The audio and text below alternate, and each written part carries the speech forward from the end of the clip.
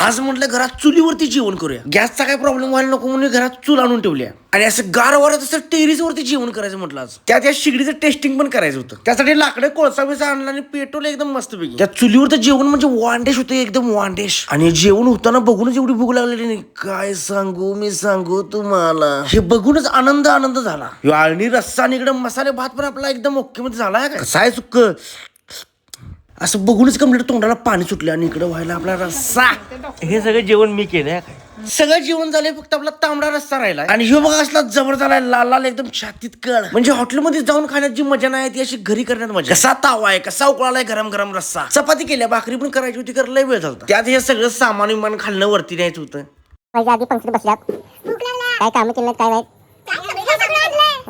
एकत्र सगळे पंगत बसले आणि जेवण पण झाले. आता बघूया कसा कसा विषय झालाय. तुम्हाला जाऊ तांबड्याला असा कट पाहिजे होता व कुठे पिण्यात मजा येते. चिकन पण बघा एकदम क्वालिटी झाली. आपण कसं आहे कट खाऊ मेंबर आहे. त्या संग कांदा लिंबू चपाती सोलकडी सगळं आहे. त्यावर मस्त पैकी लिंबू चल आलाय की आपल्याला मस्त पैकी लेग पीस. आणि चिकन असलं शिजलंय का नाही कम्प्लीट गाभा निघालाय गाभा. आणि हे सुक्क कधीतरी मिळते, त्यामुळे आता घराच्या मागं चूलच मारतो तिच्या आईला मोठीची मोठी. सुक्क रस्सा एक नंबर झाले. त्या संग मसाले भात, त्यावरचा ढीगभर रस्सा होता काय मस्त लागते एकदम. तुम्हाला सांगतो जेवण म्हणजे असलं झाले का खाऊन एकदम मजा आली मजा. थांबा जरा हॉटेलच चालू करतो आणि तुम्हाला देतो जबऱ्या जबऱ्या सगळं खायला. चला आम्ही आता खाऊन तर झालोय कम्प्लीट बधीर. लवकर काय उठत नाही. Bye bye.